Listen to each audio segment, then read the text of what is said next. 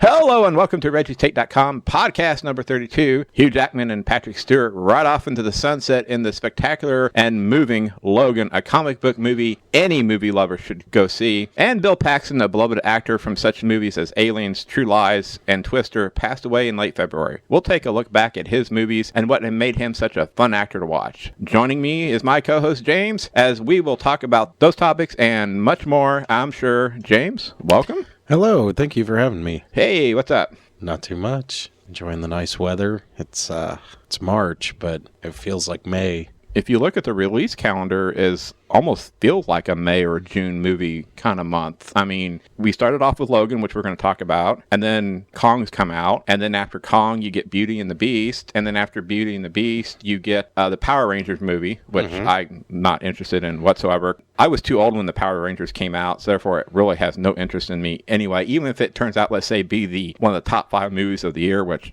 I'm doubting it that will be, but you know, it just has that feel of one summer blockbuster type movie after another coming out, and it's only March now, which is kind of unusual. I mean, it used to be you didn't get these type of movies until May, so now it's like you hit February, you know, and all of a sudden you start getting some of these bigger action movies starting to come out because they released Batman versus Superman in February. Actually, that was late March. Deadpool was February. So, you know, it just seems like the summer movie season there's really no end except for maybe January anymore. Boy, I gotta say, incredible segue. That was actually totally improvised. There was no rehearsal for that whatsoever, so good job. I just throw them at you, and you can swing them right back. Being this is the 30-second podcast, you think that sooner or later, you know, you could develop into something a little bit better than the first one? Yeah, you think. You think. Being how this is my 32nd year alive, you'd think I'd develop into something, but no, apparently existing is all that I do, so.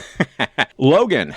I know I just recently watched it. From what I noticed on your Facebook postings, you managed to already see it twice. Stalker. Hey. No, I'm kidding. That's fine. Yeah, it was a really, really good movie. I never thought I would say this. I figured by the time they would have one this good, I'd be over this whole genre by now. This is the best superhero movie, gotta say, since The Dark Knight. And honestly, it kind of gives The Dark Knight a run for its money. It might actually be a better movie. It might be the best. Now, it's not a traditional superhero movie. It's more of a Western, I feel. It's a fantastic movie. When The Dark Knight came out, if you asked me if any movie would ever be better, I never would have thought it would have been an XMen movie either. At that time, they were really kind of going down the toilet. Yeah, some movies like Fantastic Four. But you know, that's what's great about X-Men is we owe it all to Hugh Jackman. He really stuck with it. They had a couple bad movies, and then they started building them. And then between Hugh Jackman and Ryan Reynolds, who's with Deadpool, he's pushing that character as almost as hard as Jackman was with Wolverine. All of a sudden, we're seeing something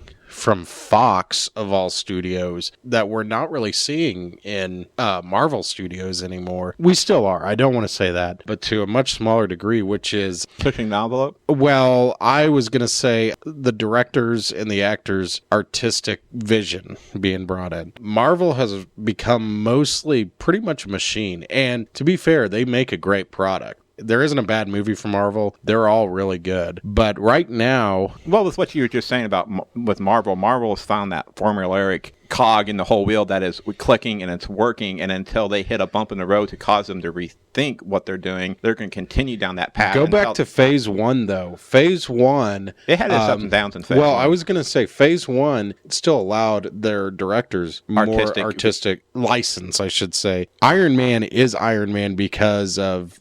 obviously Robert Downey Jr., but also Jon Favreau. And with Phase 2, you saw it a little bit with Iron Man 3 with Shane Black. That was really just because Robert Downey Jr. wanted it. You know, like he was busting Disney up for having Shane Black. He wanted to work with Shane Black. Well, I think Marvel wanted to make sure they got... And James Gunn, they're still kind of letting him have freedom on Guardians of the Galaxy. Well, they have to. If they deny James Gunn, I get it with doing it with Avengers and Joss Whedon, and I get it with Kenneth Branagh and Thor. And actually, there was another director who was supposed to direct Thor 2. A lot of people don't know that. They had an artistic clash. But if they start telling James Gunn what to do on Guardians of the Galaxy, a franchise that no one has cared about. I'm a Marvel fan. I barely heard of them before. Honestly, I can't tell you if I actually did hear about them before the movie came out. There's one or two characters in the entire film that I am familiar with. So if you're going to tell him what to do on such an obscure and, let's be honest, probably lame franchise, there's a problem. Let him do what he wants to do with that. And the new trailer for Guardians of the Galaxy looks great. I think they know that they need to do that. But the Captain America movies have been really good with the Russo brothers. I think Captain America franchise has kind of been the standout, divided up into Iron Man, Captain America, Thor. That time, I think Captain America has been the standout franchise. It has been. Although, honestly, I love that Guardians of the Galaxy, which again, I don't really consider that a superhero movie. That's a space opera like Star Wars. A fun space opera. Yeah. Well, actually, space opera is wrong. It's a space western. That's a western in space, which is what the first Star Wars was. Or at least that's what it started out as. Yeah. It still kind of was with Empire. With Empire, it kind of becomes something else altogether, but anyway, whatever. But with Guardians, that's definitely like a space western, and that's what's so good about it. It's got all these outlaws, and it's really funny. It's no Deadpool, but that one pushes that PG-13 rating pretty hard. Obviously, the MPAA, we all know they're a bunch of corrupt bastards. And I really think the movie rating system needs to be really re-looked at again, because it seems like you watch a lot of PG-13 movies now that back in the day probably would have gotten rated R because they're trying to keep butts money. in the seat. Yeah, it's all about money. We've talked about this before. That's why all these independent artsy films, if they have, God forbid, a sex scene, or if not even a sex scene, maybe just a movie about a lesbian, they're going to be like NC-17. And there's no way around it. The MPAA is not about protecting children. It's about making money. Yeah, that's all it is. It's making sure the studios get the money they hope to make. If they don't think these little independent films are going to make money, they're going to keep them out of theaters. That's what it is. And that's why, like, Iron Man 3 and Guardians both of those should have been rated R. Guardians has a masturbation joke, for crying out loud. I don't know. I'm not complaining. I love Guardians of the Galaxy. I'm just saying. Well, and also, like, they're in the prison, and that one there's no innuendo about it. Rocket's pretty much like saying he's going to protect his literal ass from that other inmate. I mean, come on. I love that movie. I think that movie's hilarious. I think it's also, when it needs to be emotionally driven, it is. It is touching at times. Going on about a 3-year-old movie. Let's go back to Logan, which is actually a better movie. The one last thing, since you mentioned Guardians of the Galaxy, is if you look at the main characters, all those guys are technically kind of guys, at least in the Guardians of the Galaxy universe, are supposedly on the wrong side of the law, that all now suddenly becoming, because they saved the galaxy, are becoming looked at as more of heroes to a certain extent. I'll tell you, if Logan reminds, and it's supposed to, if Logan is based on Shane, which it obviously is because Shane's in the movie, Shane and Clint Eastwood's Unforgiven, I would also say that Guardians of the Galaxy is at least somewhat inspired by Magnificent Seven, which of course was inspired by the Seven Samurai. Yes. There you go. If this really is, and I tend to believe Hugh Jackman and Patrick Stewart when they say this is their final time with these characters, at least so they say. If this is really the case, then Logan, whether you have or have not seen the movie, this is like the perfect farewell song, so to speak, to send them out on. Now, Patrick Stewart has said he has considered being in Deadpool, but that's a little different. It's more like a comedy cameo, more or less. Right. He also said, and this would never happen, I was watching him on an interview, which was, I'll send you the link to it. It was fantastic. It wasn't an interview. It was Patrick Stewart and Hugh Jackman, a Q&A with them. And Patrick Stewart said he would also reprise the role of Charles Xavier if he could do a Star Trek XMen crossover and got to play both Luke Picard and Jean-Luc Picard and Charles Xavier. And Hugh Jackman asked who would win in a fight. Stewart said there would be no fight because they both love peace. And It's like, yeah, that would be a pretty good movie. Actually, there was an X-Men. I'm going to find it one of these days. I've seen it advertised in some of the old 80s comics that I read occasionally. There was a crossover between Star Trek and X-Men. I don't remember if it was Next Generation or original series. I really don't remember. Interesting. Yeah. That would be interesting to read. Yeah. Because I know here several years ago they did a crossover between Next Generation characters and Doctor Who. Did they really? That was like a six or 8 issue run, but it was limited. Okay. And I thought here recently I read where they're going to do it again, possibly. Yeah. But I know they could at least do a comic like that with Doctor Who. They could at least do a comic with Marvel and Star Trek, a crossover, or with X-Men and Star Trek. Because part of the reason why I think this is just because Patrick Stewart is in those movies, but the X-Men movies at least always felt like the Star Trek of comic book movies. Really? Where, like, it's a group of characters that we all like. Some of the movies suck, but some of them are really good. I never thought about it in that There's realm. always something a little bit, not always, the ones that suck don't do this, but there's usually at least an attempt to do something a little bit smarter than just save people and blow stuff up. It's always meant as, there's usually some sort of social commentary involved. Yeah, deeper meaning. The exception being X-Men 3. I think there was actually in the script. I think the script does have some sort of social commentary, but Brett Ratner just didn't get it. It's real quick, since we're way off subject here, is I wouldn't mind, and I know that'll probably never ever happen, is to see a crossover between Star Trek and Star Wars. But since the Lucasfilm Story Group now considers the comics as part of the kind of somewhat of their canon now, I seriously doubt they would ever really do that. But I'd love to see them, even if it was only like a 4-issue run, I'd love to see what they would do with that. Yeah. But I know it'll never happen. No. At least in the comic world. Is that a real thing? Everyone likes to act like nerds. You always see that on TV shows. I've never once come across that where nerds get mad over Star Trek or Star Wars. I like Star Trek. Star Trek has things that I like that make Star Trek, and Star Wars has its own thing that makes me like Star Wars. Yeah.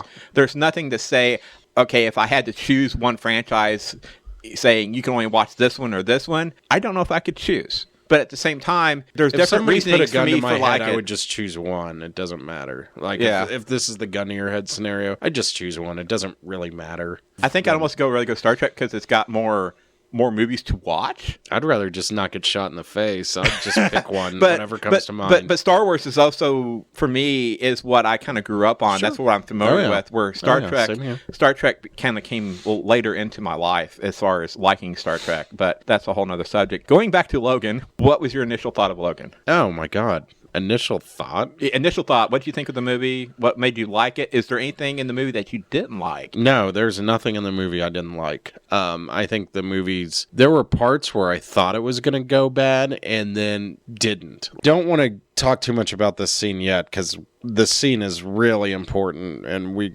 got to try to stay a little bit focused, but there is basically a clone of Wolverine in the movie. Right. And when you first see it, I was like, oh, geez. But then when you see what they do with it, it never, ever comes off as corny or anything like that. Like when the main villain is revealing his big master plan about putting some sort of vaccine in the corn syrup of stuff that people drink. It's at the end. I know you're looking at me confused, and that's what's so great because the first time I saw this movie, I didn't catch it either. The main villain is revealing his master plan, and the movie could not care less. And I think that is just brilliant. He's going on about the corn syrup. He's off camera. Meanwhile, the camera is following the little girl Laura as she's sneaking around, and you can barely hear him yammering on. Any other movie, it would be this grandiose thing. I put the vaccine in the corn syrup to destroy the mutant race, blah, blah, blah. But instead, it's just off screen. And then when it finally does cut back to him, he's still going on and Logan just shoots him in the head. Because Logan doesn't care either. And I thought that was just absolutely brilliant. Yeah, who cares? Like, we've seen this shit. Excuse me. We've seen this crap a million times in these movies. Yeah, it's always some evil scientist doing something. Like, we get it. Let's just focus on, we're not here for that. We're here for something much more important. And a friend of mine described this movie as special, and I agree. This movie is very special. I was really surprised. I mean, I'd seen what Patrick Stewart had looked like in the trailers as Professor X, and they kind of gave you somewhat feeling of where they were going to to go with this, at least with Patrick Stewart's character. But then when I first saw him in the movie and they introduced him and he's wheeling around in that, oh man, it's heartbreaking. Seeing him do that and just kind of the way he's acting, you really like, oh my God. It's like you instantly felt sorry for that character immediately, and he's just not the same person. Well, then you also feel sorry for Wolverine because you feel really empathetic for these characters because within the first 15 minutes for both those characters, all of a sudden you just feel really just most of us, if we haven't yet, we will someday. Most of us have gone through that where a family member is either really old or really sick and they're just out of it, but we're still chugging along trying to make things better for them, even though they're not all there. And I know I can relate to that, and I think a lot of people can too. And that was a really, really sad moment in that movie. I mean, really sets the tone. I believe that this movie had two themes, in my opinion, and maybe I'm wrong, but I think the two themes that this movie had were death and redemption. And I mean, everything's coming to an end. And, they did not. And they didn't wait to get to the bloody violence. I mean, it kind of pretty much started right from the beginning with him in the limo and getting out. It's like, you guys don't want to do this. Just go away. And he's more worried not necessarily about him getting hurt, but he's trying to protect the limo from getting shot because at one point he dives himself in front of it and takes a bullet in the shoulder to keep the limo from being hit. If he loses the limo, then he loses his job, and then he can't take care of Xavier. Just to see him basically I think he cut off one of those guys' arms, like at the elbow. I mean, you got an instant of where they were going to go with this immediately. And at the same time, you kind of got a little bit of laugh at that scene, or at least I did, with the way he kind of was like, oh, come on, guys, you don't want to be doing this. No. So, and then when you get to back where they're living, and he's actually keeping Xavier in Mexico, south of the U.S. border, I got the impression that the U.S. government was looking for Xavier, at least in this particular time period. I kind of got that impression, at least. Maybe. I think... Because it seemed like he was being Xavier, looked for. Yeah, he was being wanted. They said that he's the most wanted nonagenarian, and they also said that his brain has been classified as a WMD. Boy, I really like that villain, too. The main villain in the movie was really the one guy's henchman. Yeah. So you didn't really get the quote who would have been the guy pulling the strings. You really didn't get him until the latter half of the movie. Yeah. And I think that worked fine for me. Yeah, me too. If the movie would have been that guy initially all the time, I think the movie wouldn't have worked as well. That guy was a good actor. The character... And they didn't have to, trust me, they did not have to pull this character out of the comics. I would have been fine without it. But they did anyway, and I'm glad they did. His name is Donald Pierce in the comics. And I remember him from, I don't think he's a very big villain, but I remember him from the Phoenix Saga. He was part of the Inner Circle, the Hellfire Club. That also includes Sebastian Shaw, Emma Frost, that other guy. So what's with half of those guys running around with mechanical hands or whatever? Well, I'm getting there. Okay. So he was in the Inner Circle. He's a rich guy and that was basically, while you have Emma Frost and Sebastian Shaw and all these other guys with really cool powers, then you had Donald Pierce, and of course Jason Weingrade, who mastermind. Then you had Donald Pierce, who's just a guy with a robot hand. He wasn't even a mutant. It was really weird. The reason why, I guess, were there other guys with because my wife noticed there were a couple others that also had kind of had mechanical hands or part of arms. If there were, I didn't notice that, but if there were, that would lead to still the Donald Pierce character. Years later, he was part of it after the Inner Circle. He was part of a group. This was in the late 80s when X-Men started getting really weird. He was in a group of cyborgs called the Reavers, and there were other guys. There's one guy where he's basically got no legs, but his torso is attached to a tank.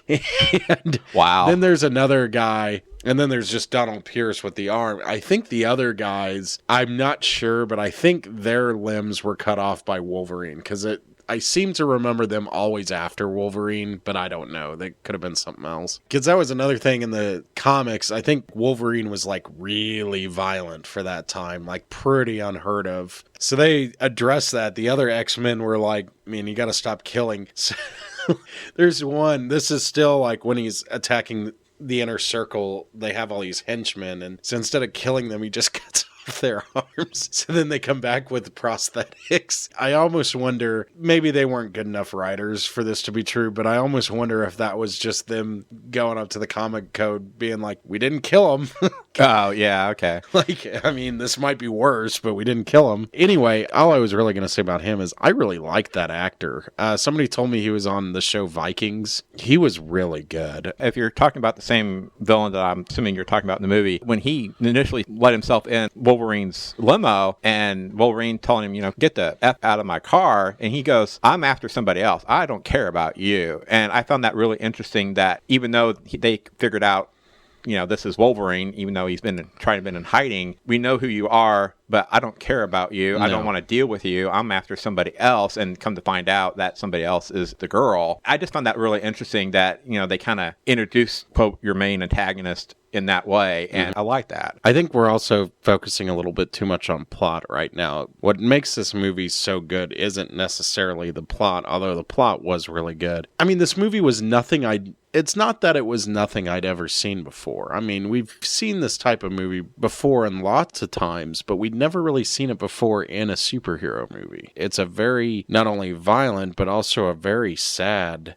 road movie. The part that really made me feel like this was a Western was, I believe that this scene is ultimately what pushed it over the edge to where there was no way, even if Fox wanted to get a PG-13 rating. And, even with all the violence and all the cussing, I still think if Fox wanted to, they could have forced it. Yeah, sure. I don't think the movie would have been the same. Well, I mean, even if they kept all the cussing and the violence, I think Fox could have gotten a hold of the MPAA, who nobody knows who they are, by the way. That's something we should do a podcast on.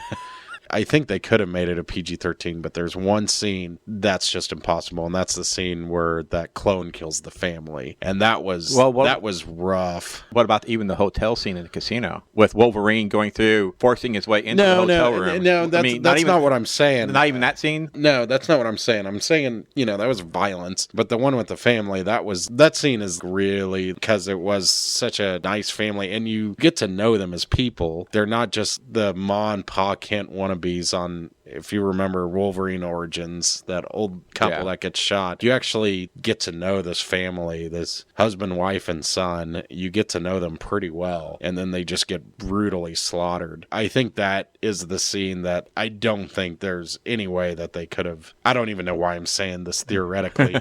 The fact of the matter is, Hugh Jackman actually took a pay cut to make sure that this movie stayed R-rated. But I did read that. I'm just saying theoretically, that's the scene where you just can't go back on. And that scene is really also the scene that really made me think of this movie more as a Western. You see this in Shane or in The Unforgiven, a lot of Westerns, even on Pale Rider. You see this on a lot of Westerns where there is a point where the bad guys come in and they kill the townspeople or whatever, and that's the point of no return for the reluctant hero who really didn't want to go back to gun slinging or whatever. Like, forced him back into being a hero. And that's what I think that scene did. That's what that felt like to me anyway. We haven't even talked about Laura yet, who was... The way they introduced Laura and her violence, but without really showing exactly what she could do at first to the audience. I mean, you hear it, but you don't realize exactly how violent she could be until she comes out, and that guy's like, Laura,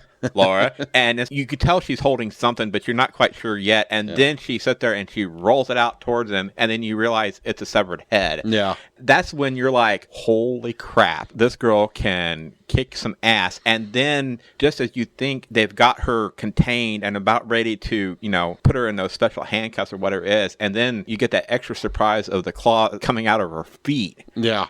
That was like you never wild. really see that again, but that was really wild. Wow, this girl just no holds barred, and that's when you got the sense of this girl can just go off. Yeah, that's also I think when Hugh Jackman's character really realized, laying on the ground watching all this, realizes maybe she is my daughter, and kind of that sense of I got to start protecting her. Although I think he was going to protect her anyway, but no, not yet. No, he was ready to go. Yeah, he was going to leave her. It's like she can handle herself. I like the way they kind of introduced her violence, but they didn't really give you her what she could fully do. You just kind of heard more of it with the guy screaming, and then she walks out just all pissed off. Like all the good X-Men stories, both comics and movies. Like all the good ones, this one is definitely ripe with social commentary. And this one, whereas X-Men 2 was more about gay rights, this one is definitely about like border patrol and all that. I mean, it's pretty obvious. In the opening scene, he's driving around the limo and you got a border patrol agent nonchalantly talking on the phone about how, killed another couple by the border today. And then the next group he's driving around are a bunch of white frat boys, USA, drunk, yelling USA at the border. The kids, they're refugees. I thought that was brilliant. They're refugees in this movie. They're like, we go into it knowing they're the last of their kind, but they're trying to escape. If you remember, even before the Syrian refugee crisis, whatever you want to call it, even before that, a couple years ago, if you remember, there were refugees from Central America. They were usually children. They'd go through Mexico and then into the United States, and there was all that controversy about that. I think both of these issues are things that this movie was supposed to remind us of, and they did a really good job of that. One of my favorite scenes in this movie, and it's just the way they did it, of him fighting against Xavier's having one of his outbursts, so to speak, if you want to call it that, and everyone's just frozen because his mind is projecting all this, and Wolverine uses his claws to get down the hallway, especially once he gets back up to the same floor, and as he's clawing his way down towards the door, and you see that one guy standing in the doorway holding the gun. It was great to see that guy as he's standing there, and all of a sudden all you see eyes move, and realizing, you can see that look of, crap, and then he just comes up and just right in the face, right into him. And then as he goes through one by one, every one of them was basically headshots with his claws, taking them all down. And then when he finally gets that needle stuck in Xavier to get him to stop, and then as soon as they do that, they all just go like dominoes right to the floor. It was brutal, but at the same time kind of fun to watch in a weird kind of way. Another superhero movie, would you be able to get that kind of an action scene that doesn't really have any more action than the one guy going around, but every one of those shots were just brutal as hell? I think that's what made this movie fun to watch in the same sense. You definitely got plenty of action in this movie, considering the storyline they were going with. It was great. This movie's kind of hard. You want to get excited about talking about what you saw on the screen, but at the same time, you almost feel like you want to pull back because of the tone and the somberness of kind of what he was going through. Absolutely. You don't want to make light of it either. So, it's one of those movies, it's just, you're kind of on that fence of, I feel like... And they made you feel sad for almost Wolverine in a certain sense, at least from my point of view. Oh, absolutely. I mean, he's a beaten down, kind of broken man at this point. He's just wanting to be left alone, and he seems like things keep finding him. And I don't know if you paid attention or not, or noticed, but in that scene where he's with all the kids, and he goes back into that shack for a while, and Laura comes in because Laura seems to be upset with him, and he says, I can't continue to do this. I can't do this, because basically saying, I can't care for you because everyone I ever care about always seems to die. You got that feeling he wants to be that person to care for her, but he knows if he tries, he has that feeling that something bad's just going to happen to her. So therefore, he's reluctant to show that kind of emotion towards her. I also like that we don't really know which timeline. Is this the first timeline? Did he and Xavier somehow escape the Sentinels, or is this the second one? They never really... Well, you assume it's the second one. They did make references back to first meet Xavier, and Wolverine's trying to give him his medicine and put him back into bed. They do talk about certain things, but they never give you specific things that you've never seen before either. And I like that. Now, we do know that Xavier's first epileptic episode, he killed a bunch of people, and you assume that a lot of them were the remainder of the X-Men who were left, which is pretty messed up. Don't they make mention of that? Wolverine's listened to radio. That first time this quote happened was in Westchester, referring back to where his skull was. Before, it's a really sad scene right before he gets murdered. Charles says he remembers that. He said he didn't remember before, but now he remembers what he did. So was he kind of going through his version of Alzheimer's in a certain sense? Yeah, basically. I mean, it was Alzheimer's, but I know that's what Stewart said that he had based his performance on, was Alzheimer's. So I think they even said he might have had it in the movie. I don't remember, but you assume that he has Alzheimer's, and insanely powerful psychic has Alzheimer's. That could be really bad for everyone around him, apparently. So. I don't know if you want to talk about the ending of the movie yet, if you got anywhere else, because there's a point at the end of the movie that I'd like to talk about. Go ahead. Well, I guess there's two parts. After clone of Logan, X-24, is killed, and Laura cuts him off loose from the tree, so he's at least not attached to it anymore, but he's still got the thing stuck in his chest.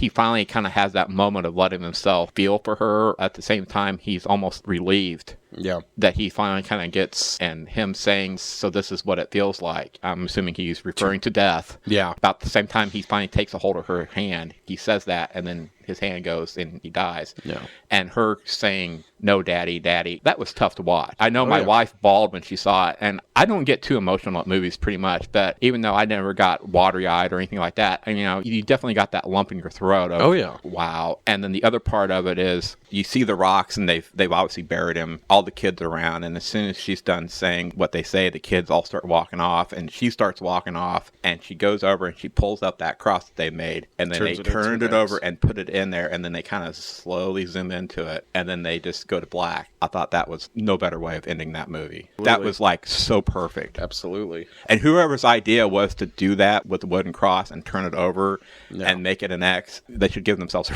raise for it, because that was just brilliant in thinking. It really was in my books. Yeah. You're not getting emotionally choked up there, are you, James? A little bit. I think that Hugh Jackman is an incredible actor. Oh, yeah. He really is. And to stick with that role for 17 years and 9 films, including this one. How many actors can say they stuck with a role for that long? Yeah. I'm saying outside of, like, say, Star Trek, because, you know, you get some of those guys who've shown up in 6, 7, 8 movies already. But I'm saying as far as that type of role where he has to put his body through that kind of physical torture to get himself ready for the role and then maintain that while he's filming it, and then go back to kind of a semi-normal life for a year, 2, 3 years, and then try and redo that again and time and again, you know, that cycle of bulking himself up and letting himself go back down. I mean, that takes a lot of dedication on his part just to put that kind of effort into the role of becoming that bulked up. I mean, how many actors would have stuck with it and done it for that long? Not too many. What do you think of the Caliban character? I actually really liked him. And, you know, that actor, I was actually going to look him up on my phone. Stephen Merchant. Yeah, thank you. Stephen Merchant. He's a comedian. Mm-hmm. He was on the British version of The Office. He's British. He's always on comedies. He's in most of the Simon Pegg movies in some form or another. Now, does that character have a comic background? He does, and I don't know anything about it. He's one of those bottom-of-the-barrel mutants that, you know, and when I heard they were using him, because they used him in X-Men Apocalypse. He was in that movie. See, I read that, but I don't remember seeing different actor. He was the one. He's in Cairo, and he meets Storm. As far as I'm concerned, he's a different character with the same name. Like, it's Apocalypse. Who cares? But he's in that movie. You know, when I heard that, I was like, oh, man, the character was so lame. Why are they going to use him again? But they nailed it on this one. He really doesn't have powers. Like, he's really a liability. His power is so stupid. But they made it work for this movie. It does. What I'm getting at is you could never see him as like a superhero because his power is not that great. And aside from that, he's albino. He can't go out into the sunlight. He's a liability character. He doesn't really have, you can't even say he has good powers. He has bad powers. Uh-huh. His powers are a liability not only to himself, but his friends and whoever he's around him. Yeah. And I thought he was really good. I was worried because they had already used that character before, and he's a dumb character. And the third reason why I was worried was because it was Stephen Merchant, who is really funny. But I was like, oh, geez, are they going to Jar Jar this up? But no, Stephen Merchant, to his credit, I've never seen him play a serious role before. He played this very straight, and he is really good. I'm sure he's played a serious role. I've just never seen it. I love the scene in that truck where they're at the family who gets slaughtered at the farm. Not sure what he's doing, but then he grabs those 2 grenades, and I forget what he says, but he says, avoid the light. As he releases those 2 grenades, internally I'm going, good for you, buddy. No. Good for you. I know that's kind of sad to say about someone who's going to off himself, but he did it for a reason to hopefully take out some of these guys. Well, like the 2 main characters, that's why I believe that the 2 themes of this movie are death and redemption. Or maybe that's one theme, death and redemption. Uh-huh. He redeemed himself and then died. I got a question about the guy Wolverine off in his head, you know, at the end, because he's just rambling on about stuff. I have no clue if he's from the comics or not. But they made reference that Wolverine killed his father previously. I have no clue what they're talking about when they said that, honestly. Okay, because I wasn't sure if we'd actually seen that in one of the other movies. Or well, he's definitely not Stryker. Right. So, other than that... The only thing I could kind of think about was, well, maybe he's related to Stryker somehow, but his last name... Stryker's son was on X-Men 2, and Stryker's son was a mutant. And if they did show you something of that in a previous movie, then I'm not sure. The only thing I could think of was Apocalypse, where Wolverine breaks out, got that cameo. Maybe he killed him somewhere in there, but I'm not sure. Maybe, but I don't know. Who cares? Like, I think it was just kind of an offhanded comment. Okay. I don't think it really meant anything. I was only asking because I didn't know if maybe you knew what he was talking about. No clue. And I think that's really what it was just an offhanded comment. Some way of connecting those two from the past, I guess, for the movie to make it. Maybe. I mean, who knows? Because it seemed like Wolverine knew who he was talking about when he said, you killed my father. And Wolverine seemed to, I know I did. There's obviously something there, but I didn't know if you were aware of what they were talking about, because I was a little confused, at least on that. But it didn't detract from me either. What would make this movie, actually put this movie after, let's say, 6 months or so, make you say that this movie would be better than The Dark Knight? Maybe just time. I mean, I don't know. I mean, they're two very different movies. Both of them are movies that are pushing the genre. I mean, when The Dark Knight came out, you got to remember, a lot of people said that, well, that movie's not really a superhero movie, but it totally is. He's wearing a cape and running around beating people up. It's just...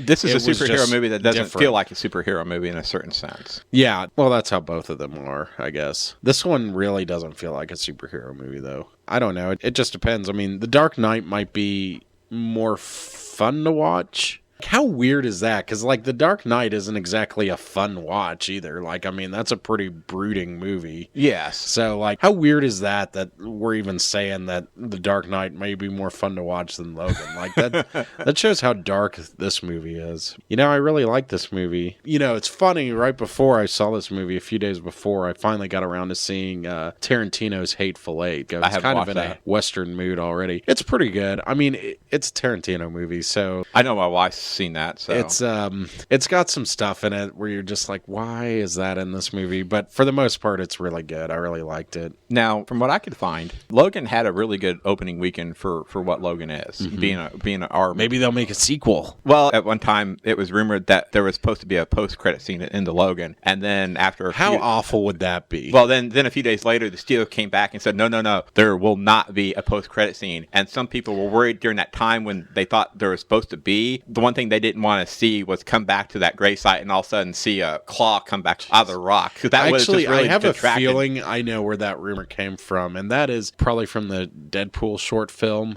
I wonder if that was originally supposed to be shown after the movie. Well, short films are usually shown before the movie. Yeah. But I'm sure people heard about... I thought it was really funny. What did you think of that? I mean, I know it's not really connected to Logan in any way. Actually... And I know why they put it in front. They're trying to, draw your attention to Deadpool 2 next year. I'll tell you what. It weirded me out because at first I thought I was watching Logan. When you just see his feet shuffling through the street, at first I thought that was... Then you see it's Ryan Reynolds and I'm like, what? He's in this? So I was really confused at first. I thought it was a really, really funny. Now, people who've seen it in theaters, there's also the longer version online. I saw it online, yeah. The longer version online has a cameo from Stan Lee. I actually think the theatrical one is better, although I really like, for the most part, as much as I love Stan Lee's cameo in it, and it was really funny, Ryan Reynolds' jokes in the theatrical one are better. Online version... He also makes a phone call. Yeah, exactly. I mean, there's a little bit too much. It's really goofy to begin with, but it almost gets too goofy. And I like it better on the second one when after he hears the gunshots, the Superman John Williams music stops and he's like, oh crap. Yeah. And then he runs out and they start playing again and he's in slow motion. And you get that butt thing as he's trying to change and you see the imprint of the butt. Well, I'm just saying, I think it works better the way they did it in theaters because with all the cutaways and all the other gags, kind of loses focus. Whereas this one, it's like, oh yeah, I'm still going to save that guy, but he's already dead. And I thought that was way funnier that way. I actually saw it online first before I saw. It's like, oh, what the hell he put out? And I watched this and I heard after I'd seen it online that this was attached in front of Logan. And I thought, okay, fine, that's no big deal to me. But I watched the online version. I immediately started laughing as soon as he turned and started running towards the phone booth, and then you heard the Superman music. Yeah, I found that hilarious. Oh yeah, I really did. Good. I get the correlation here. He's a superhero. He's going to the phone booth, and they would have had to. Well, they had to have paid out some money for to get the Warner Brothers. Yeah, Warner Brothers or ASCAP or whatever it is you got to go through to get the rights to play the music. I think Warner Brothers owns the right to the soundtrack.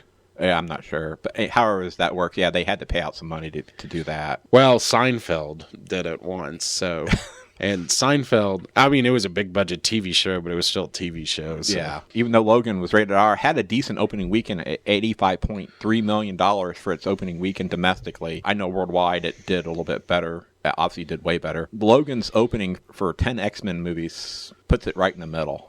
Does it? It puts it at number 5 because at the top opening weekend for an X-Men movie would be Deadpool. Really? At $132.4 million. Are you serious? And then it's X-Men Last Stand at 102. I figured that. And then it's Days of Future Past. And then it's X-Men 2. And then it's Logan. And then X-Men Origins, Wolverine, Apocalypse, First Class, wow, X-Men. Apocalypse is low down there. And then Wolverine is at 10. But overall, you can't really consider Logan in this next part here. But the top 2 X-Men movies overall, period, is Deadpool and Days of Future Past. As far as worldwide total. Man, Deadpool made Fox a lot of money because that was a low budget movie. I think Deadpool is what they're going to be riding on for a while. With no Wolverine in the near future and Hugh Jackman not coming back. Ryan Reynolds wasn't... I know this sounds insane, like in this superhero sequel crazy world we live in, but Ryan Reynolds, like I was reading, he never planned to make a sequel to Deadpool. I know there's jokes about it at the end, but that was never his intention. I don't think he ever thought it would because it was such a low budget movie. I think when he was working on it, they just thought it would be kind of like a fun, like superhero spoof, basically. This isn't a spoof, but sort of like James Gunn's Guardians? No, before that, he did a movie called Super with Rainn Wilson. Okay. You need to see that. It kind of reminds me of Deadpool a little bit, except it's way more serious and it's way lower budget. But I think Deadpool ended up exploding, I think, so much bigger than what the studio would thought it did or what Ryan Reynolds thought it would do that you can't avoid not making a sequel. I'm not arguing that. I'm just saying I don't think that was ever his intention. When he went into it, I think he thought it would be like kind of these hidden gem kind of things. I don't think that he thought it would be that popular. Boy, wasn't he wrong.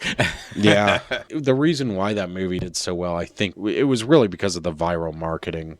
Oh, yeah. They did such a good job on that. And something I saw right before we started doing this podcast is the producer, Simon Kinberg, has confirmed that after Deadpool 2, there will be an X-Force movie that will star Deadpool and Cable coming. So I'm assuming that'll be the next one they'll do after Deadpool 2. They got to be careful because let's be honest for 1 second. But if Ryan Reynolds keeps his hands in that one as well, besides Deadpool 2, I'm not so much worried about it. Yeah, let's be real for a second. How many comedy, and Deadpool is a comedy. Comedy first, yes.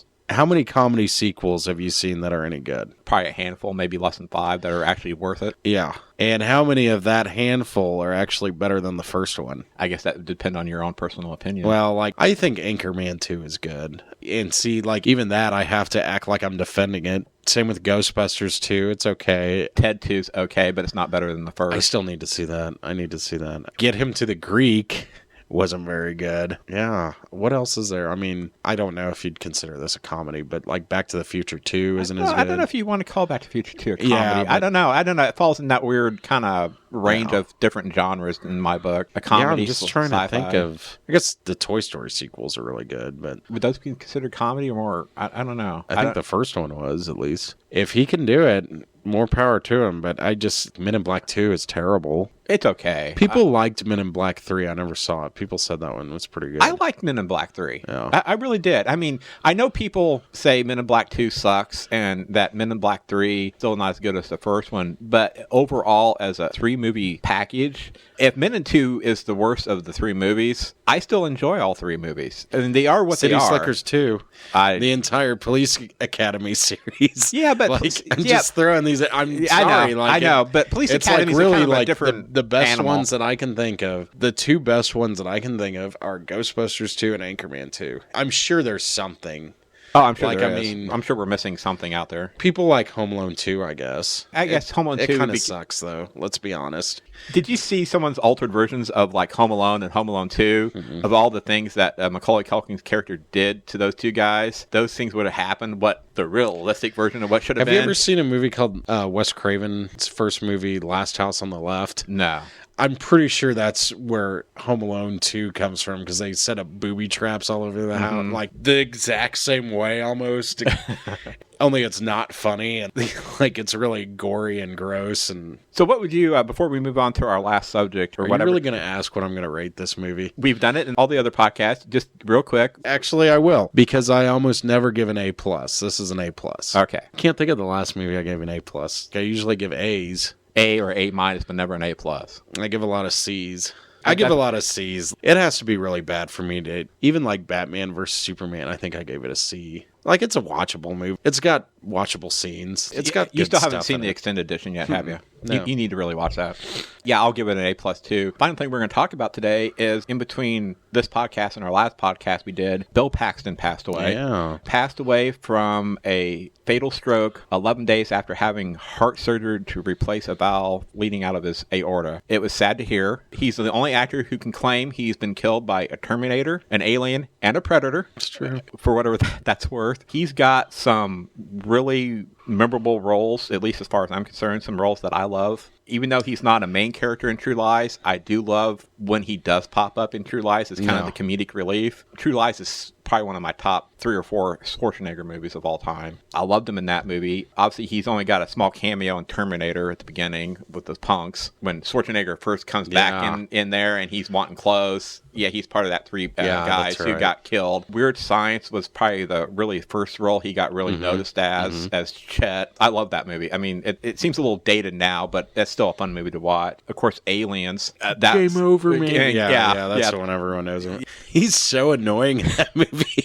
That one part, they're all kind of locked away and they're talking, and Ripley's like, well, the girl survived. Well, then why don't we put the girl in charge? And, you know. That is a really funny line. That is a really funny line. He's kind of the comedic relief, really, in that movie, if you think about it. Of course, Predator 2 with Danny Glover, that's okay, but it's not as good as the first Predator movie. Was he the cop? He was one of the cops. Yeah. He was one of the cops. Obviously, he gets offed as well. So, I mean... I have a friend who really likes Predator 2, and I saw it when I was a kid, and then we watched it together on DVD, and he still really likes it, and I'm like, man, this one kind of sucks, honestly. It's not as good as the first one. I will rank Predator 2 higher than I will any 2 of the Predator versus Alien movies. Oh, yeah. I mean, those movies are garbage. I remember the promotional stuff I used to see on TV for Predator 2, because Predator 2 was coming out right around in November, or they're releasing it late in the year. One of the promos I remember seeing on TV is he's dropping in with a few days to kill. I do love the first Predator. That is a good movie. Have you seen another Bill Paxton role? He wasn't a star in this. Jake Gyllenhaal, Nightcrawler. No, I've not seen that movie yet. It's worth watching. A lot of people love it. I didn't love it. Now, you and I both kind of work in that field of news. Yeah. You know, we do podcasts for a living.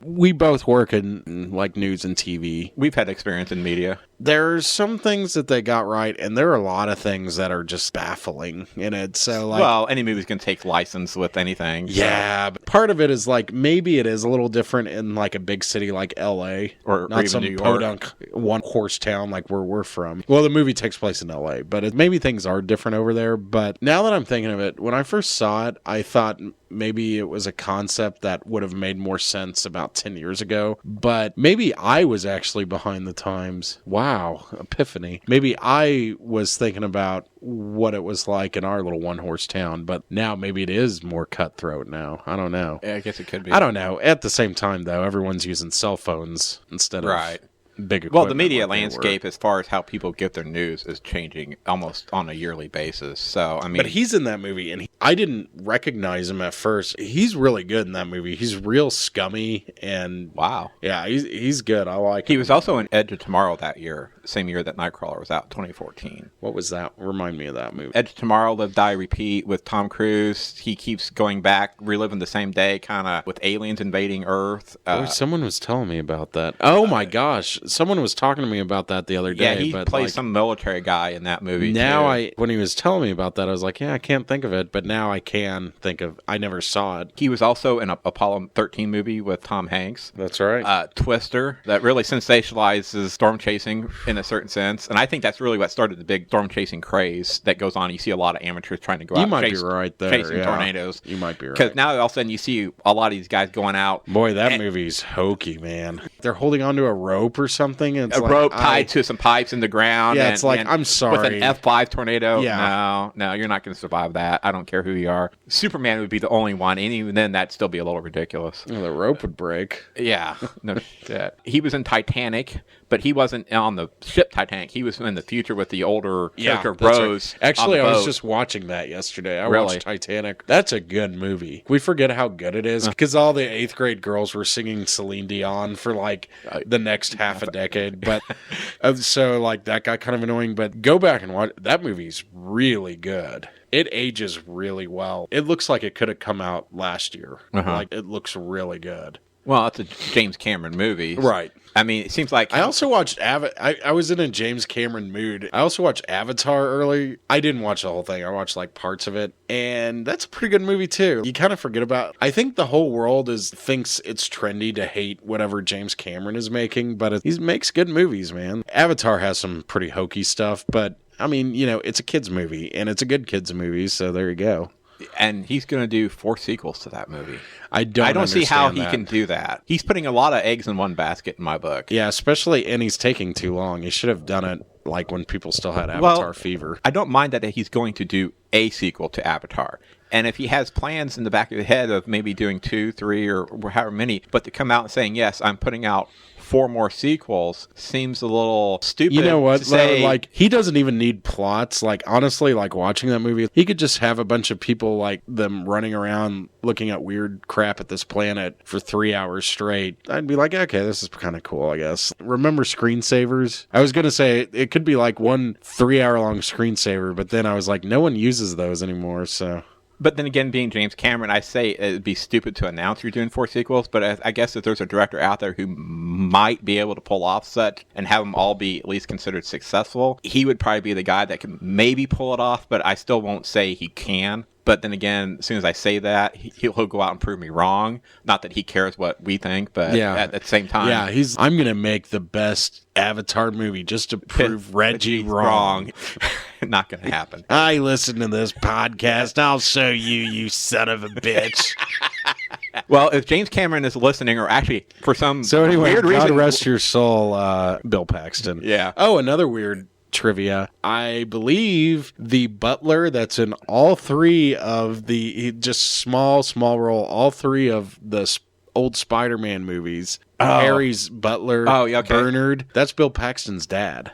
Really? Yeah. I did not know that. Yeah, he's not an actor, obviously. He was some sort of like lumber salesman or something. Well, how the hell did he get that role then? Just luck? No, it's just because he's Bill Paxton's dad, and when he was retired, he liked just being in roles and stuff, and Sam Raimi knew Bill Paxton, and so he was like, hey, your dad can be the butler in this movie, and he has 1 line each. Yeah. But Bill Paxton, he was starring in the TV version of Training Day, which is currently air on CBS, which CBS has a big decision of...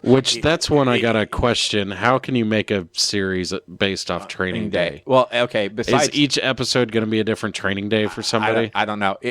Sorry. Regardless of how they're pulling it off, CBS has got to figure out, do you recast for Bill Paxton's role, or do you just say, well, because he died, we can't, even if they want to move on to try and do a second season, it's just done? No. So was he starring? Yeah, he's one of the 2 main stars. I believe he was playing Denzel Washington's role from the movie. Oh, wow. So, yeah, he was playing that role. Yeah.